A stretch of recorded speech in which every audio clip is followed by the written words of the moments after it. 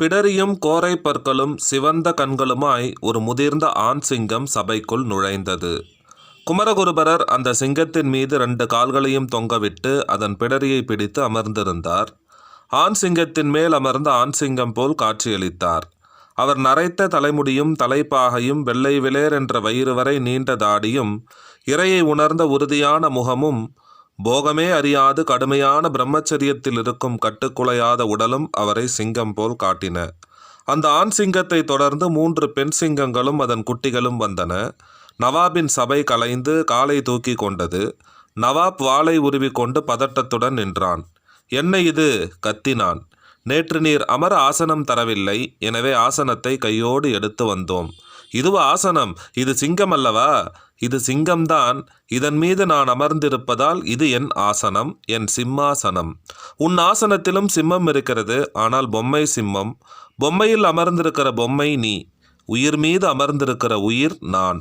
உனக்கு நான் சொல்வது புரிகிறதா? காலியான ஒரு ஆசனத்தில் உட்காரும் பொருட்டு அந்த சிங்கம் பாய்ந்து நவாப்புக்கு அருகே நின்றது.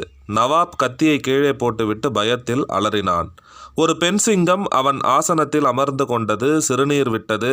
மற்ற சிங்கங்கள் சபையை சுற்றி வந்தன. சபை வெறிச்சோடி போயிற்று. துதிபாடுகிற கூட்டம் தன்னை காப்பாற்றிக் கொள்ள ஓடிவிட்டது. உலகில் எந்த துதிபாடியும் ஆபத்து காலத்தில் அருகே இருப்பது இல்லை.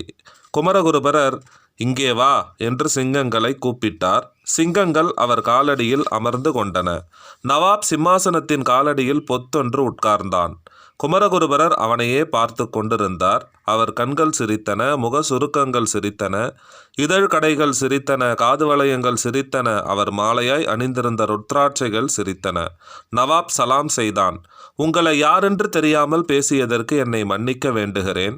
என் பொறுமையும் என் சபையின் திறமையின்மையும் உங்களை தவறாக எடை போட வைத்துவிட்டன. மறுபடி நான் மன்னிப்பு கேட்கிறேன். மீண்டும் சலாம் செய்தான். தயவு செய்து சொல்லுங்கள், உங்களுக்கு நான் என்ன செய்ய வேண்டும்? காசி விஸ்வநாதர் ஆலயம் திறக்கப்பட வேண்டும். கங்கை நதிக்கரையில் மடம் கட்டிக்கொள்ள எனக்கு அனுமதி தர வேண்டும். நீங்கள் என் மொழியில் பேசினால் தருவதாக சொன்னேனே, நான் இப்போது உன் மொழியில் தானே பேசுகிறேன். எவர் துணையும் இன்றி புரிந்து கொண்டு எனக்கு பதில் சொல்கிறாயே. ஆமாம், பாரசீகத்தில் பேசுகிறீர்கள், இலக்கண சுத்தமாக பேசுகிறீர்கள். எப்படி இது சாத்தியமாயிற்று? இறையருள். எந்த இறைவன்? உங்கள் இறைவனா? உன்னுடையது என்னுடையது என்று பொருட்கள் இருக்கலாம். இறை எல்லோருக்கும் பொது. எல்லா மொழியும் இறைவன் காலடியில் இருக்கும் தூசு. ஒரே இறைவில் இறைவன் பயிற்சி கொடுத்தானா? ஒரு நொடியில் கொடுத்தான். நீங்கள் மண்டியிட்டு வேண்டினீர்களா? சகலகலாவல்லி மாலை என்றொரு கவிதை நூல் இயற்றினேன். அந்த கவிதை நூல்